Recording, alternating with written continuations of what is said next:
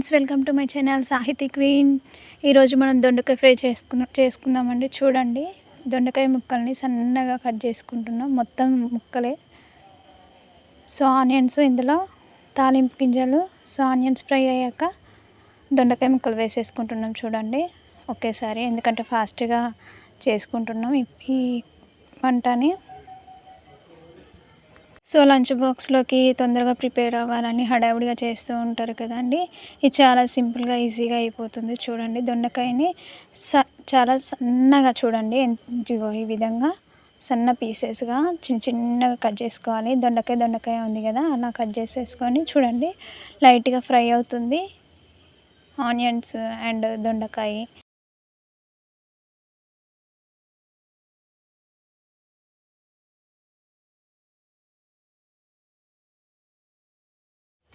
So fry అవుతున్నాయి కదా, చూడండి ఒకసారి ఈ విధంగా కలిపేసేసుకొని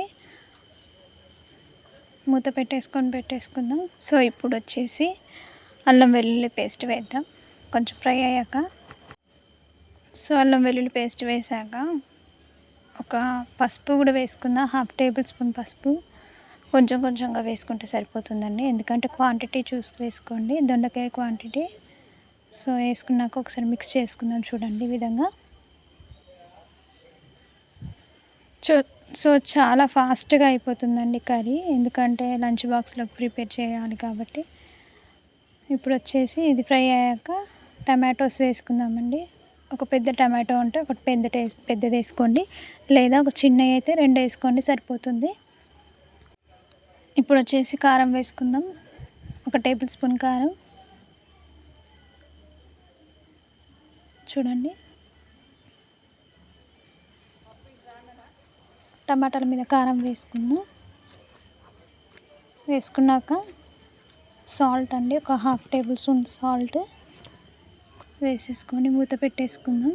సో ఇవి ఇలా మగ్గనివ్వాలండి, టమాటోస్ ఎంబటే కలపకూడదు. కొంచెం 1 నిమిషం అయ్యాక చూడండి, టమాటోస్ కలుపుతున్నాము. 1 నిమిషం అయ్యాక సాల్ట్ కారం అన్నీ బాగా పట్టేసాయి కదా, అందుకే కలిపేస్తున్నాం. చూడండి ఎంత బాగా ఫ్రై అయిపోయాయో. సో ఇప్పుడు మూత పెట్టేసుకుందామండి.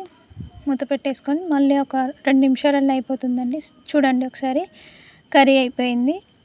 దొండకాయ ఫ్రై కర్రీలాగా, మరీ ఫ్రై కాకుండా మరీ కర్రీలాగా కాకుండా దగ్గరికి అవుతుందండి. ఇది ఇప్పుడు మనం ఇందులో రైస్ వేసి కలుపుకోవచ్చు, లేదా ఇలా కూడా సర్వ్ చేసుకోవచ్చు. సో ఇది రైస్లోకి, లంచ్ బాక్స్లోకి, ప్రతి దాంట్లోకి బాగుంటుందండి. ఇప్పుడు కొత్తిమీర వేసేసుకొని దించేసుకుందాం. కర్రీ అయిపోయినట్టే అండి. చూడండి ఎంత బాగుందో. ఈ కర్రీ మీకు నచ్చినట్లయితే లైక్, షేర్, సబ్స్క్రైబ్ చేయండి.